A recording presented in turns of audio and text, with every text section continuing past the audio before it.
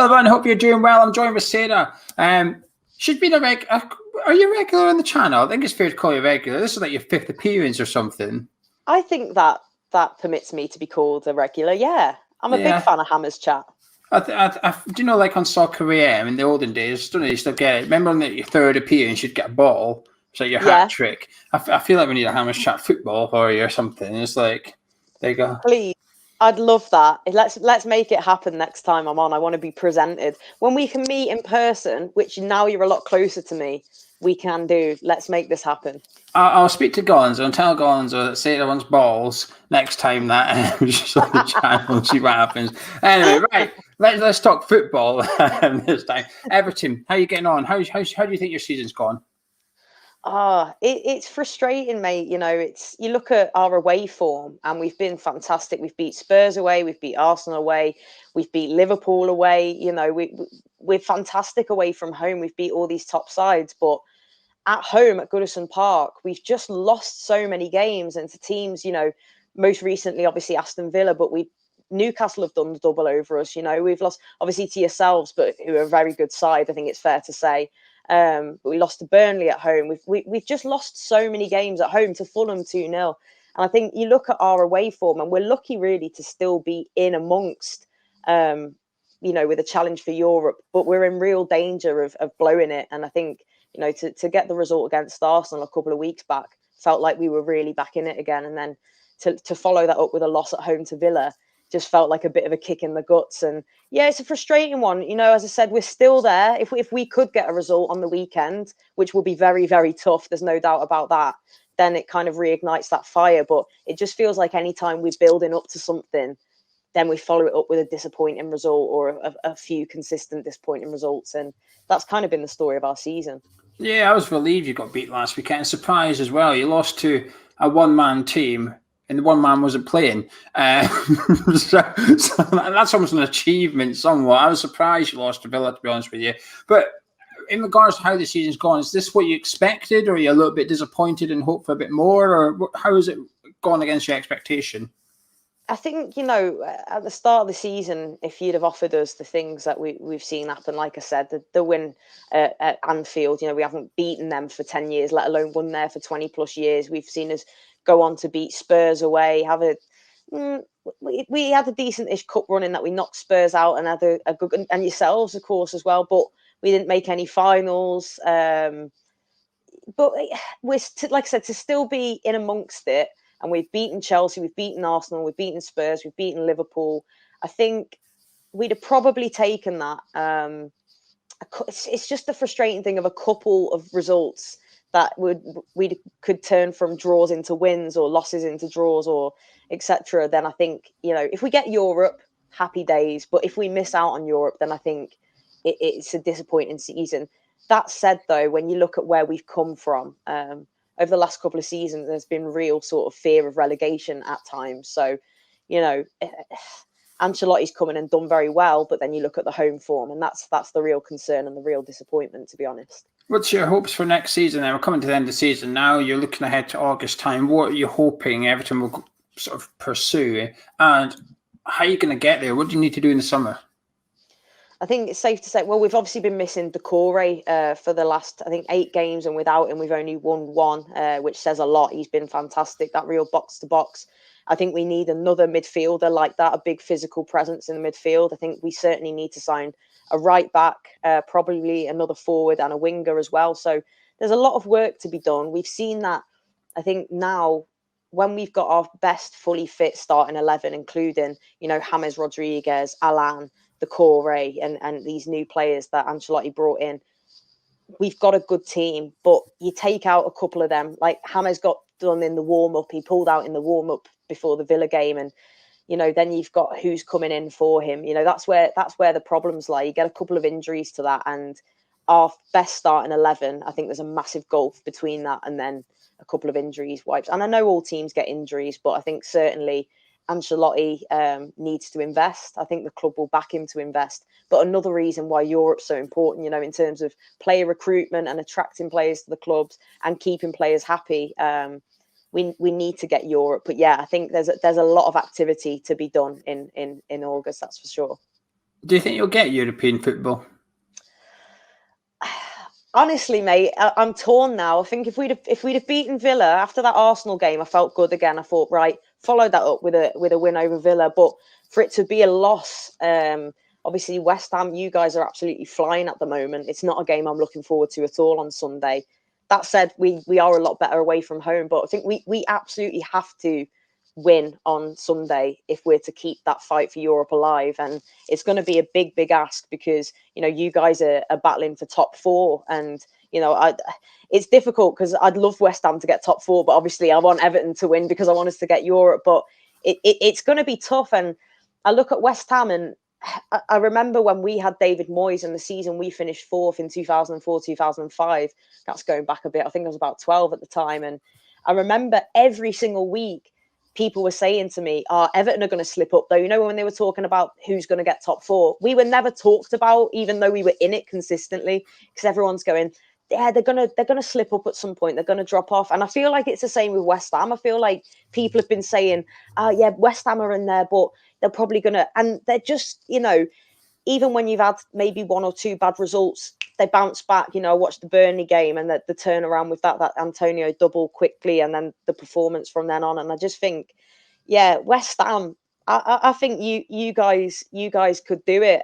Could get top four, and that's Moyes. You know, he's done very well. The signings you've brought in as well. I think Souček and Soufal and players like that have been next level. But yeah, I don't know about Everton, mate. I really hope we are in Europe next season because that's where the club needs to be. Can you not just catch Tottenham instead? Can we just call it Tottenham and call it quits? Oh, I'd love to. That's another result is, you know, the 2-2, two great goals Everton scored, and we gifted them 2 goals, you know, Spurs, and that would have been they're one we've had our sights on. But yeah, let's try and get them. Before we talk about West Ham, I want to talk about you. I don't know if you've been on since. You won a little award not too long ago, didn't you? Correct me if I'm wrong, how I word the title of it. Best female football YouTuber. Yes, that's right. Something along those lines. It was best women's football content creator or something, and I got the silver award this time, which was just made up because I'd got the award the year before, so it just felt really good I must be doing something right. So really tough with that, mate. And you've been working at West Ham. West Ham? No, you haven't. You've been working at Everton as a matchday presenter. Yeah, I mean that's been the maddest thing ever for me. I mean, as you all know, I bleed royal blue, you know, and because of there being no fans, unfortunately, this season, which has been awful. The club wanted to do a live show to kind of bring a little bit of pre-match. Just a bit of pre-match into the living rooms or whatever of fans all over the world. So we've been streaming a live show on YouTube at Goodison Park before every home game. And myself and Rich Wolfenden have been the hosts of that, which has just been, something I still don't think it's really set in, to be honest, but it's a really surreal experience. I don't get to stay and watch the matches, unfortunately, although I haven't got far to travel home, but it's weird being in there without fans. That's for sure. It's, I can't wait till we've got fans back in stadiums. It's a very eerie and surreal thing, and I think we've seen more than ever, haven't we? That football is nothing without fans. At the minute, it must sound like the Emirates in there. but you're smashing it. Keep up the good work. And when she says she bleeds blue, she means it. If you open Sarah's front door, Goodison Park's literally across the road. I mean, you showed me it last season. I couldn't believe it when you just opened the door and it was there. The Goodison Park is there, and your hallway is decorated in autographs of legends, current players. I remember you showed me. You've got Robert Snodgrass and Andrei Yarmolenko on there from when we beat you at Goodison Park. I think that was when Yarmolenko scored 2 against you, and then he went and signed your hallway. He did, and Fabianski as well. And I remember that because I think Yarmolenko he's a great player, and he's someone that had always been linked with Everton for years. It was like this ongoing saga. And hadn't he been out injured or? I think it was his first start for us. That's it, and it was like, if anything's this man's gonna score. I think I'd even said that to you on the channel. Yeah, you came on this preview and you said he's scoring at the weekend, and bam.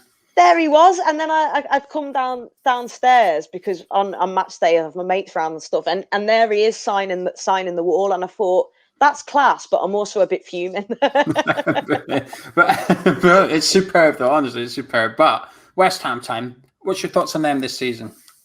I've got to say, as a neutral, well, a neutral in terms of West Ham. Obviously, I've got a soft spot for them because of you guys and stuff, but it's just nice to see a team outside of that, top four, big six. And we've seen all the bullshit of this Super League nonsense that quite rightly got smashed to pieces by the fans. But it's so great to see a team like West Ham up there. And, I think for Moyes as well, I've got a lot of respect and love for David Moyes. I think there was that time where it got a little bit bitter just after he left, and it was because he'd come in for Fellaini and Bainesy and stuff, and it turned things a little bit sour. But, he's someone who was so fantastic for Everton. A lot of my best days as an Everton supporter were in the David Moyes era, and I'm pleased for him to have gone back there. And no one saw this coming. I think it's safe to say, when we appointed Ancelotti, and we're all delighted, and Moyes is just gone and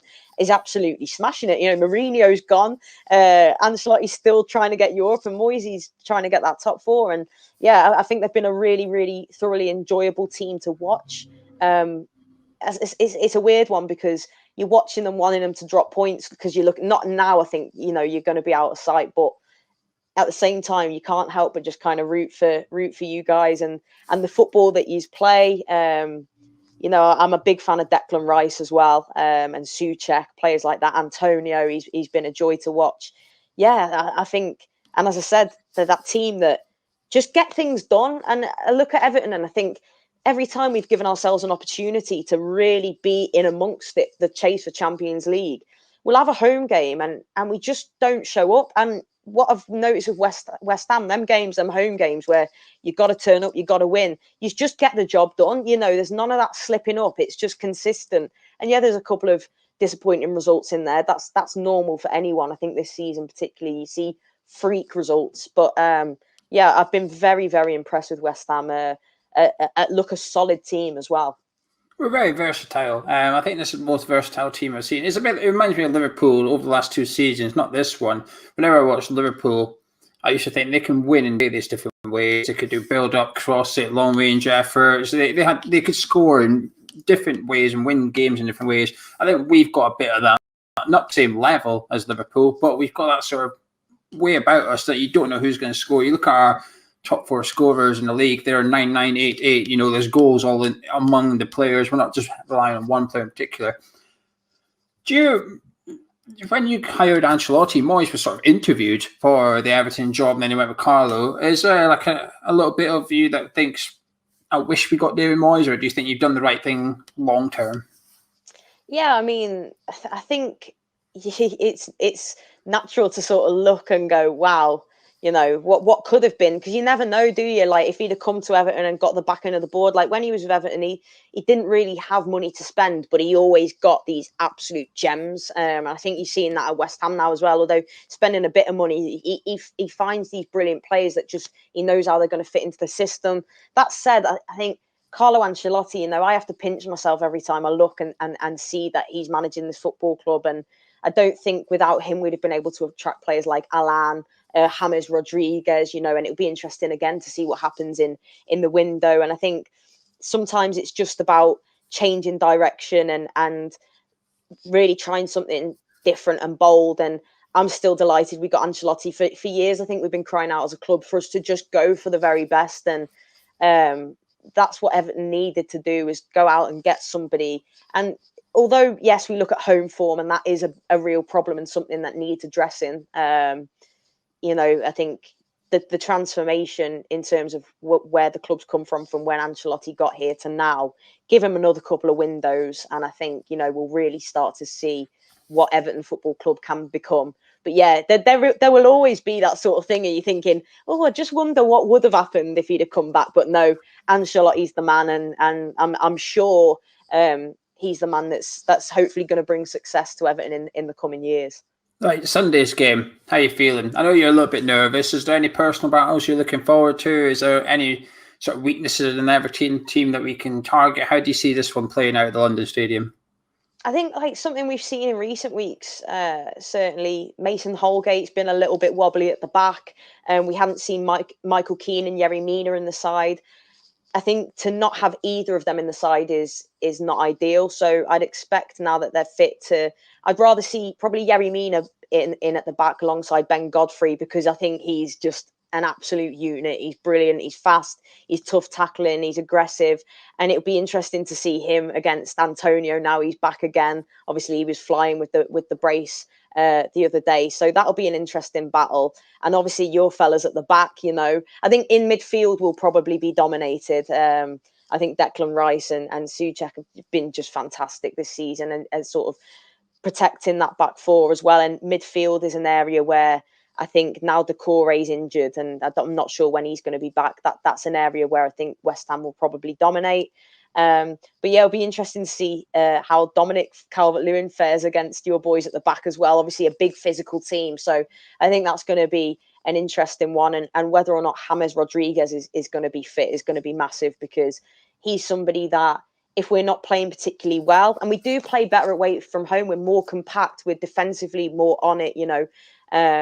We attack better on the counter. So in that sense, I think, it's going to be better. But James is that player that is just, a game can be dead. We can have nothing about us, but he can unpick a defense with a pass that nobody else can see or pull off, or score a goal with that ridiculous left foot and right foot. So yeah, I think it'll be interesting to see what our team is, but certainly I think that battle in midfield is going to be there for West Ham to win. We just got to hope Calvert-Lewin's up for it. And of course, we're good, like West Ham, from dead ball situations, from set pieces, the crosses coming in from Luca Dean as well on the left-hand side. We've got Gylfi Sigurdsson in there, very good deliverer of the ball, James Rodriguez. So, yeah, it's going to be an interesting battle. We've got to take our chances, but I expect that West Ham will probably let Everton have quite a lot of the possession. But yeah, it's. You don't sound confident. You don't sound confident. Do you know what, mate? I really. What I will say though, weirdly, I'm happy it is at the London Stadium instead of Goodison, because we've just been pretty woeful at home. It's safe to say it's there for everyone to see. And but yeah, I just think this West Ham team, like I said to you, you just keep getting the wins. Everyone's saying, "Oh, they're going to slip up," and I think a lot of it, and Ancelotti even commented himself on Everton's body language and the attitude that was displayed in the Villa game. And I think West Ham just every week turn up, even when the results haven't been good. It's the next one. They pick themselves up, work hard for each other. They're relentless. And Everton, they're like that sometimes, and then other times they're just not. And you've got to it will come down to who wants it more as well, as much as anything else. And West Ham are wanting that top four. We want Europe. So, yeah, I can't say I'm looking forward to it. I'd be lying to you, mate, to be honest. Yeah, 2 predictions from you then. First one, score prediction for Sunday. Even though I'm not looking forward to it, I've always got to back Everton. Just, I've got to. I can't ever back another team. I'm going to say... Oh, do you know? No, I'm going to say 1-1 actually, because I was going to say 2-1. I don't think we'll score 2 goals. Your soft spot for West Ham grows every time you come on here. It's that ball I've been promised. I can't slip up at the final hurdle now. No. Either can West Ham, to be fair. Your second prediction: where's West Ham going to finish in the league this season? I think you'll get top 4. Do you? I think you'll get top 4. Now, obviously, Chelsea are in the Champions League final as well. They've got City, I think. Sorry, that's the cat scratching the chair down there, if you can hear scratching. They've got City, I think, this weekend as well. So, if they drop points and you can gain some on them, then, yeah, I just... It's like I said, when we got top 4 and everyone kept saying it's gonna end at some point. And, there's 4 games left. And I think your fixtures, you've got us and then... Is it Brighton? We've got yourselves, and then we've got Brighton, and then we've got West Brom, and then we'll finish against Southampton. I think you'll do it. You'll do it. And, obviously I hope Everton get the result, because we need the points. We need to be in Europe. But, if you win 3 out of 4, Yeah, that's enough. You Yeah, can you win 3 10 out of points would be 4. enough. Yeah, That's it. that'd be good. I don't blame you. I like your optimism for West Ham anyway. But listen, Sarah, thank you as always for coming on. A massive pleasure. But you guys, I want to hear more from Sarah. Head over to her channel. The link to her channel is in the description and in the pinned comments of this video. Go subscribe over there. And we'll see you next season, Sarah, and we'll make sure we've got that match ball for you. Nice one, You guys at home, you've enjoyed the video. Drop a like on it, subscribe to the new channel, and we'll see you on Sunday.